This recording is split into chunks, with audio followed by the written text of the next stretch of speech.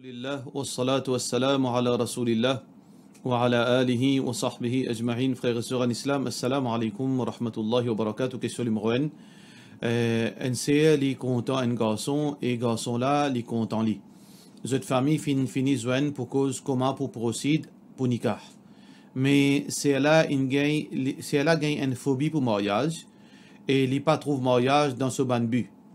C'est là pédéman qui est capable de faire pour combattre ça. C'est là son maman et son papa divorcés depuis petit de la part de notre sœur Fatima.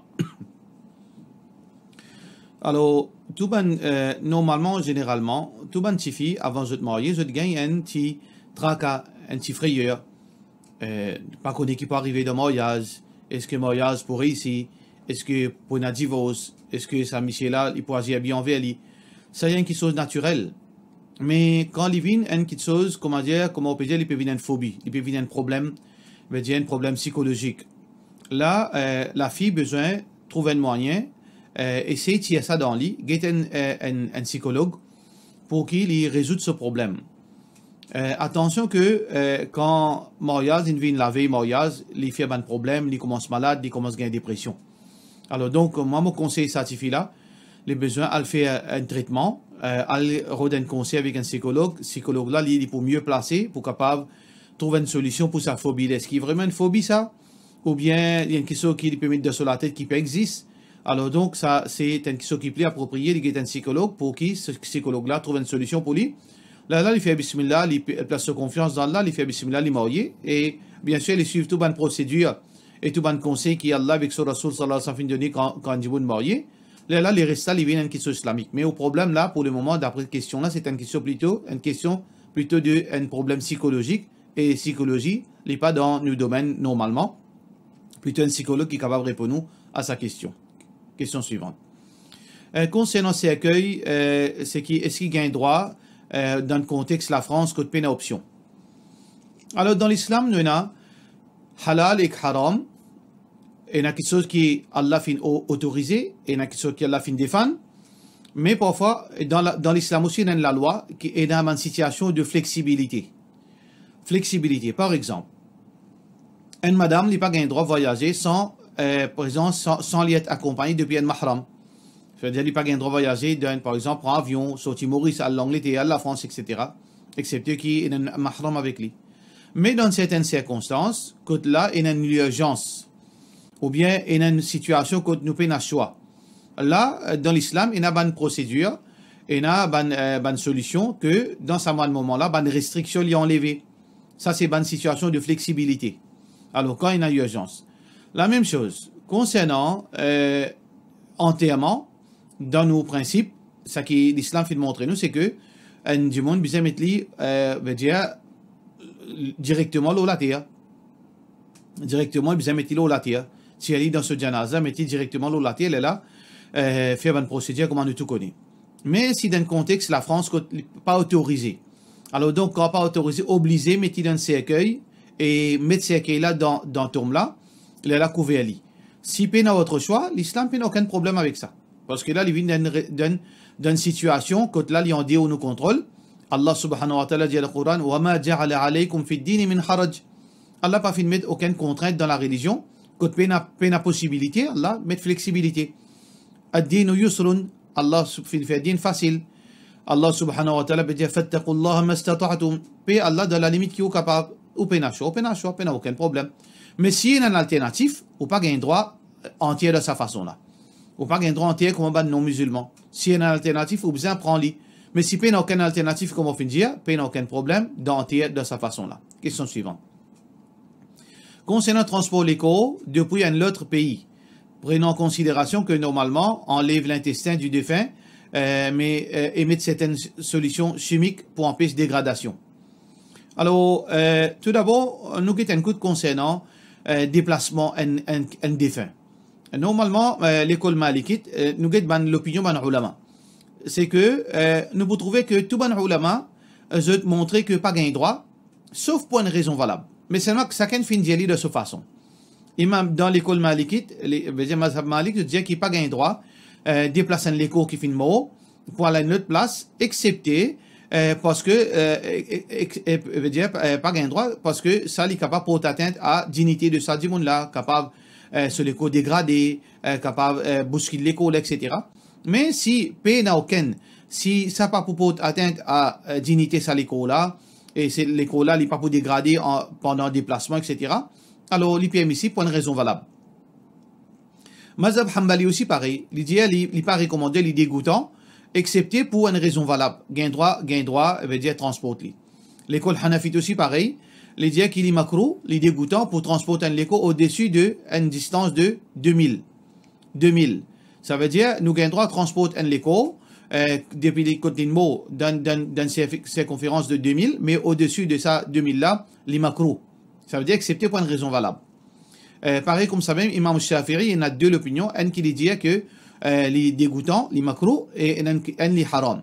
Mais quand nous regardons ça, l'opinion, nous pouvons trouver que tout le ulama d'accord, si il y a une urgence, si il y a une raison valable, il n'y a aucun problème. Alors, nous avons une raison valable que nous avons le droit de déplacer un l'école. Par exemple, un musulman fait mot d'un pays, que pays n'a cimetière musulman. Alors, pour Antéli, pour Brilli, par exemple, est-ce qu'il nous a le droit de déplacer, nous retourner à Maurice? Bien sûr, il est obligatoire, nous déplacer. Ou bien, les films mot d'une place que pays n'a musulman. Ce bonne famille peut demander pour déplacer pour que vous êtes capable de mettre dans un cimetière musulman, que vous êtes capable de faire sa visite. Pas aucun problème. Ou bien, les films mot d'une place que là, sur la mort, les douteux, capable de finir un crime. Mais seulement l'école là-bas, pas les de faire l'autopsie, et l'île Maurice peut d'accord pour faire l'autopsie pour connaître la vérité. Oui, il y a un droit déplacer. Ça veut dire, pour une urgence, pour une raison valable, il y a un droit déplacer. Mais là, ça nous retourne à vos questions. Est-ce que réellement, quand on transporte un l'écho, est-ce qu'il tient sur l'intestin, etc. Je ne pas croire que ça, les quelque chose qui, comment dire, les officiels. Pas général, ça. Parce que normalement, pas nécessaire. Il y a beaucoup de monde qui meurent à l'île Maurice, que, veut dire, en bombe d'une façon, mais il n'y a aucune place que besoin tient sur l'intestin, on lève sur l'intérieur pour qui vous déplacer. Moi, pas connaître ce qui, ça, il y a quelque chose qui est réel, ou bien ça, est exceptionnel à certains cas. Mais, dans la limite qui me connaît, c'est que les peines conditions, ça, pour déplacer un l'écho, pour besoin, enlève sur un organe intérieur, sur l'intestin, etc. Moi, pas connaître ça. Ça veut dire, si arrivé, ça, c'est le cas, dans le contexte qui vous peut dire. Alors, la même chose. Est-ce que ce déplacement est obligatoire? Si ce déplacement est obligatoire, il est nécessaire, comme si pour le briller, ou bien pour l'anti-ali comme un non-musulman. Dans ce cas-là, si peut besoin tient une partie là-dedans, peut-être dans ce moment-là, nous besoin guetter faire balance qui est plus grave. Est-ce que briller comme un non-musulman, anti-ali comme un non-musulman, est plus grave, ou bien tient une partie sur l'intestin, là, amène cadavre là. Là, c'est une décision, plutôt, il y a une divergence d'opinion, plutôt, il y a une question qui nous besoin peser. Laquelle qui est plus grave? Si nous trouvons qui est plus grave, tient une partie sur l'intestin, là, nous pouvons dire que non, besoin garder là-bas même, besoin anti-ali même, anti-ali comme un non-musulman, ou bien briller. Mais si nous trouvons non, que comparé à anti-ali un non-musulman, ou bien briller, tient sur l'intestin les moins grave, là, nous besoin déplacer. Ça, il y a une chose que, il dépend d'une recherche, là, il dépend d'une divergence d'opinion. Ça veut dire là, il dépend de la loi générale, il point plutôt une question de cas par cas. Question suivante. Salam alaikum. Est-ce que jour Jum'a, le zawal pas appliqué? Majorité ban ulama, mazhab Hanafi, mazhab Maliki, mazhab Shafi'i, zut catégorie que Jum'a fait après zawal. Jum'a fait après zawal d'après ça trois mazhab basant l'eau certainement hadith. Par exemple, entre autres hadith qui trouve dans Bukhari qui rapporté par Anas ibn Malik radiyallahu anhu anna nabi sallallahu alayhi wa sallam que le prophète sallallahu alayhi wa sallam kana yusalli al-jum'a qu'il tient l'habitude de faire Jum'a hina tamilu ash-shams quand le soleil finit sorti depuis le zénith. Ça c'est l'opinion les trois mazhab. Par contre l'opinion de Ban Hanbali, l'opinion de mazhab Ahmad bin Hanbal dit gain droit fait avant zawal, même les duha, même 10h grand matin, 9h grand matin gain droit faire salatul Jum'a. Basant le quoi? Basant le certaines références dans hadith aussi pareil. Veut dire il pas pardon, il pas direct mais il est assez clair. Hadith qui est rapporté par Muslim, Ja'far al-Baqir, il dit qui sa'ala Jabir ibn Abdullah, qui est un tabiri, fin demande Jabir ibn Abdullah, qui est un sahabi, متى كان رسول الله صلى الله عليه وسلم يصلي الجمعة quand qu'il est le prophète صلى الله عليه وسلم qui peut faire Jum'a. Alors Jabir ibn Abdullah dit كان يصلي ثم نذهب إلى جمالنا. Nous tu peux finir faire Jum'a, ensuite nous tu peux aller vers Nuban avec des montures, Nuban chameaux, etc. فنريحها حين تزول الشمس. Alors nous faisons ban chameau reposer quand le soleil il commence à baisser, quand le soleil il sortit au zénith. Ça veut dire nous tu peux faire Jum'a, ensuite nous allons côté nous ban chameau et nous amène zot veut dire dans place pour se reposer quand le soleil il déplacé au zénith. Veut dire quand nous comprenons ça, nous trouvons que Jum'a tu fais avant que le soleil sortit au zénith, qui veut dire avant zawal. Il y a un autre hadith qui est rapporté par Abu Daoud, qui trouve dans Abu Daoud, Salam ibn al-Aqwa lui dit قال كنا نصلي مع رسول الله صلى الله عليه وسلم. Nous tu peux faire salat Jum'a avec Rasulullah صلى الله عليه وسلم.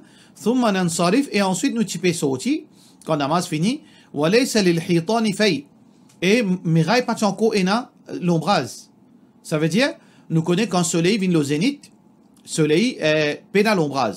Là après quand le soleil sortit au zénith, il gagne l'ombrage. Ça veut dire que tu finis faire Jum'a et quand tu finis faire Jum'a, là le soleil tu viens au zénith. Ça hadith rapporté par Abu Daoud.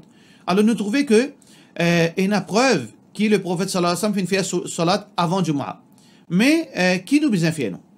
Ça veut dire l'opinion, les trois imams, ça c'est l'opinion officielle. Jum'a fait après Zawal. Mais pour une raison circonstancielle, si il y a une raison valable, si il y a une raison valable pour faire Jum'a avant Zawal, pas de problème parce qu'il y a une preuve. Mais officiellement, l'heure de Jum'a c'est après Zawal, mais seulement s'il y a une raison valable, alors nous sommes capables de faire avant Zawal, et ça c'est pas un individu qui gagne droit de décider ça. Attention, ça fatwa là, finalement, on trouve ça que dit dans le coin autour de faire Jum'a 10h, 11h. Non. Ça, les bizarres viennent de prendre une fatwa officielle. Un mufti, il trouvait que là, dans ces circonstances pareilles, là, pour certains moments spécifiques, nous sommes capables de faire Jum'a avant Zawal. Mais ça, il n'est pas dans discrétion, pour veut dire abuse l'eau sa permissibilité là. Question suivante. Assalamu alaikum. Est-ce qu'il commencement azkar le matin, commencement quand les fajr rentrent ou bien quand finit d'une azan fajr ou bien quand salat faraz fajr finit? De la part de notre frère Mohamed Gibran. Ban ulama divergé l'eau qui appelle adkar al-sabah, qui appelle adkar al-masa. Alors donc ban azkar qui nous fait le matin, majorité ban ulama dit après salat fajr, après qu'il nous finit faire salat fajr jusqu'à l'heure duha. Jusqu'à l'heure duha veut dire l'heure 9h par là. Les 9h, 10h, ça c'est nous capables de faire ban azkar dans le matin. Mais si un dimoun, la même chose, ban ulama fin dire, si un dimoun pas fin gagner les temps faire ça de saban là, pour une raison, peu importe quelle raison qui est arrivée, il gagne droit faire lui-même après. Il n'y a aucun problème. Par contre, azkar al-masa, ban azkar dans l'après-midi, il commence après asar, jusqu'à maghrib. Azkar après-midi, c'est depuis asar jusqu'à maghrib. Mais si un dimoun pas capable, pas gagner les temps, ou bien pour n'importe quelle raison, il gagne droit faire lui même après maghrib, même pendant la nuit. Question suivante. Salam alaikum, Cheikh, est-ce que vous êtes capable d'expliquer comment nous faire ruku sijda aux chaises? Et quand nous pose nous la main pendant ruku et sijda, d'après façon plus authentique. Alors tout d'abord, salat aux chaises, dans namaz faraz, dans namaz nafil, nous gagnons droit à ciser, peu importe quand, nous malades ou bien nous pas malades, namaz sunnat, namaz nafil, nous gagnons droit à ciser, mais seulement connaît que si nous faisons sunnat ou bien nafil, tahajjud, salat duha, n'importe qui salat nous fait assiser, nous gagnons la moitié récompense, nous pas gagnons full récompense. Sauf si nous avons une raison valable. Sauf si nous sommes malades, nous ne sommes pas capables de bouter, c'est une autre chose. Mais sans qu'une raison valable, oui, nous gagnons droit pour nafil, sunnat, assiser, mais nous gagnons la moitié de récompense seulement. Par contre, namaz faraz, nous pas gagnons droit à assiser sans une raison valable. Si dans namaz faraz, nous assiser sans une raison valable, nous namaz annulé, l'invalide. Ça, c'est premier. Deuxième, aussi pareil, pour assiser, les dépanne. Parce que nous avons la loi dans l'islam, telle que la loi Darura tuqaddir bi qadariha. Alors donc, moment veut dire nécessaire, situation nécessaire, nous besoin meziali veut dire par rapport à nos situations. Ça veut dire par exemple, si un dimon n'est pas capable de faire sijda seulement, il n'est pas assis l'eau 16, Il n'a pas gain droit 6 lots 16. S'il a 6 lots 16 depuis commencement namaz jusqu'à finition, son namaz est invalide. Si seulement il n'est pas capable de faire 6 da, il a besoin de bouter. Pendant qu'imam debout, et il fait un ruku, pendant l'imam qui fait un ruku, quand imam a le 6 da, là, il y a 6 lots 16. Et ensuite, quand il finit à 6 lots 16, il finit faire 6 da, il finit faire tahiyyat, quand imam dit Allah Akbar pour débouter, il redébouter. Ça, il a besoin de faire le strict minimum. Pareil comme un autre, la loi, il dit, al-ma'asur, là, yasqutu al-maïsour. Quelque chose qui est difficile à faire, il n'est pas exempté nous de quelque chose qui nous capable de faire. Par exemple, un djimoun n'est pas capable de faire seulement, il n'est pas capable de faire ruku 6 da, mais il est capable de bouter. Il est obligé de bouter. Là, il fait ruku et 6 da, assisé. Ça veut dire d'après cette situation. Ça, c'est deuxième question qui est important. Troisième affaire, quand nous pouvons faire ruku, nous ne pas capable de faire ruku, nous pas capable de faire 6 da, nous besoin assiser. Alors là, la même chose. Quand ça nous assiser, l'eau 16 ou bien en bas. Ce qui est important, c'est que nous besoin assiser en bas. Si nous pas capable d'assiser en bas, là, on assise l'eau 16. La loi là, elle est bien comme ça. Si nous pas capable de bouter, alors nous assise en bas. Si nous pas capable d'assiser en bas, là, on assise l'eau 16. Ça veut dire que si nous avons un djiboun qui nous pas capable d'assiser en bas, là, nous capable mettre un 16. Quand nous mettons un 16, comment nous faire ruku? Nous faire ruku, nous appuyons nos genoux, nous baisser. Nous baisser, par exemple, comme ça, nous faire ruku. Et comment nous faire 6 da? Nous avons deux façons que djiboun fait 6 da. Et nous avons ulama dit que nous faisons 6 da, pareil comme nous faisons ruku, l'eau 16. Nous la mettons nos genoux, mais nous inclinons plus encore. Quand nous faisons 6 da, nous inclinons moins. Et quand nous faisons ruku, nous inclinons moins. Et quand nous faisons 6 da, nous inclinons plus.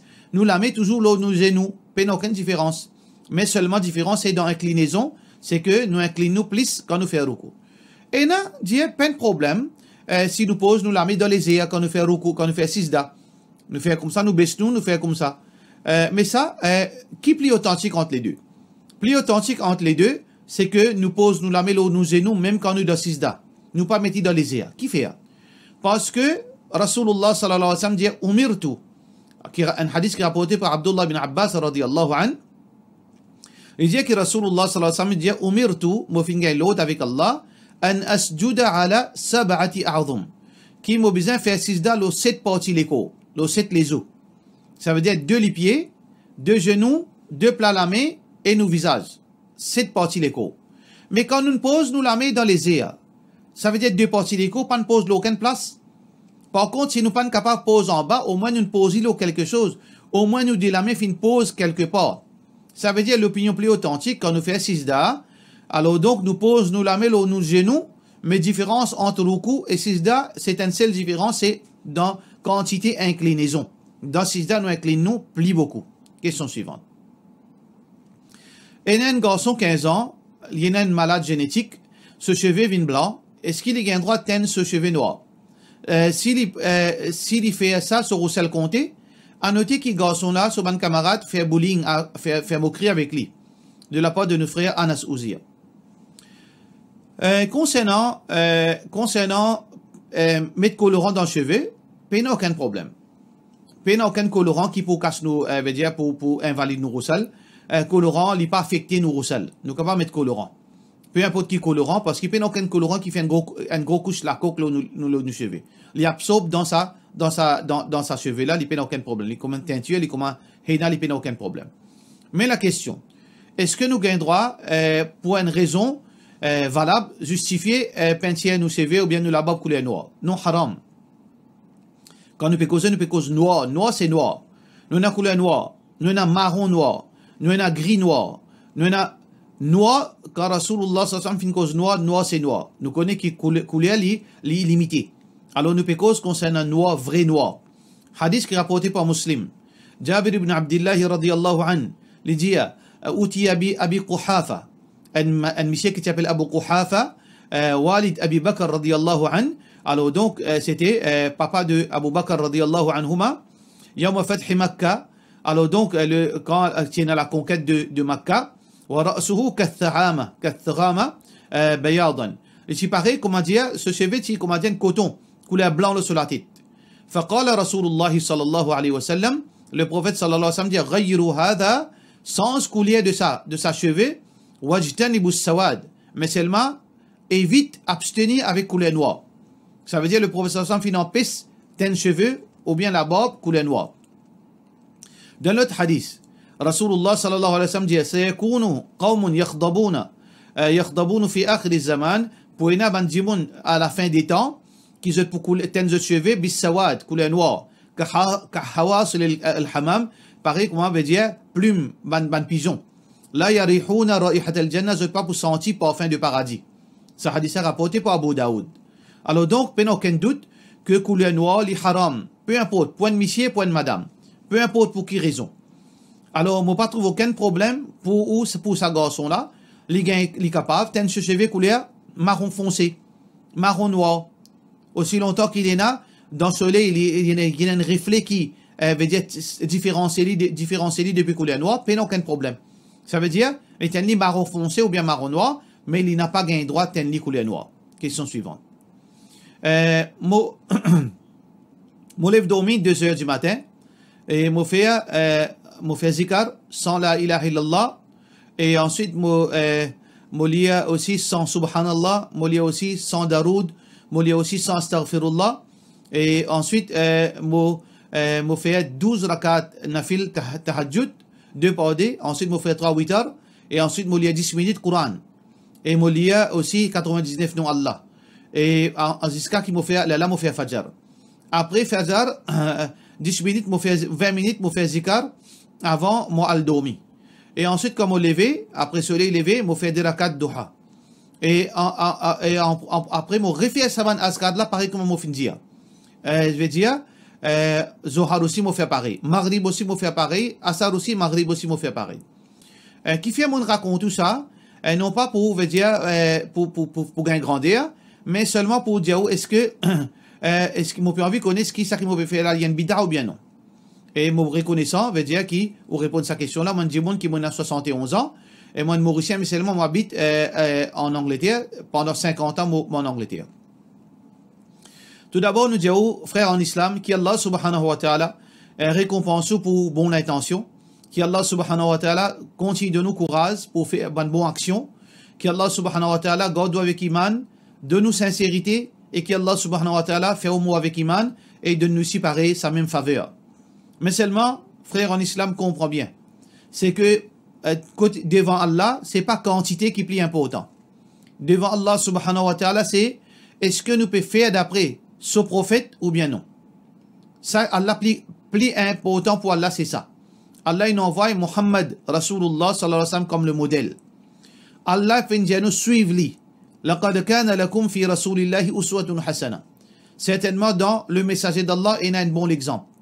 Allah subhanahu wa ta'ala lui ordonne nous pour obéir lui. Pour obéir Rasulullah sallam, suivre lui et tout ça qu'il finit faire, ça qu'il finit pas faire. Le prophète sallallahu alayhi wa sallam dit Man hamila amalan laysa alayhi amruna fahuwa rad. C'est lui qui ne pratique une action qui n'est pas d'après mon principe, il est rejeté. Alors donc, tout ça qu'il peut faire là, nous devons guetter. Est-ce que le prophète sallallahu alayhi wa sallam fait faire comme ça? Parce que là où il fait ça, il y a une petite chose officielle. Où il fait ça, il y a un standard, un ibadat standard. Tous les jours, il fait la même chose.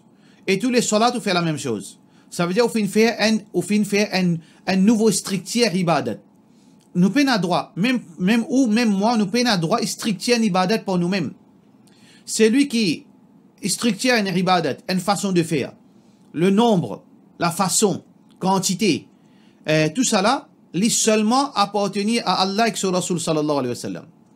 Ça qui peut faire là, le prophète sallallahu alayhi wa sallam pas fait de sa façon là, pas strictier aucune façon, aucune forme de ibadat de sa façon là.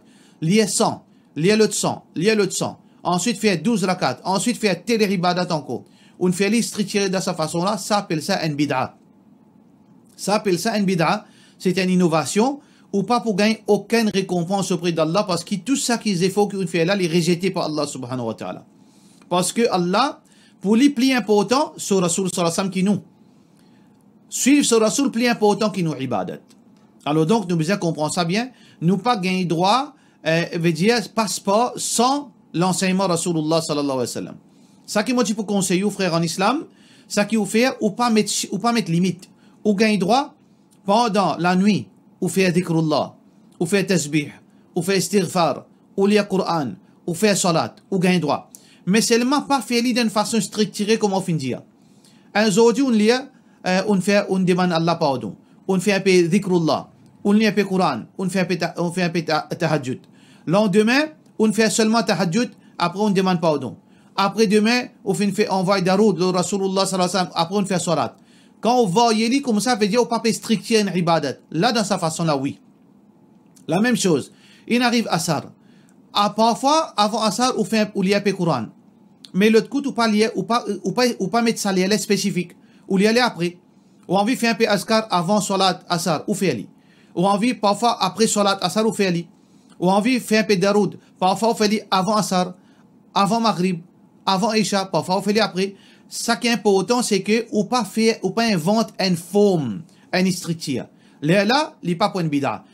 Comment on peut faire là? C'est une bida ou bien arrête dans sa façon là, faire les différents, voyez-les, pas faire les dans les standards comme on fait faire. Sinon, il vient une bida. Pour cela, nous disons, wassalamu alaikum wa rahmatullahi wa barakatuh.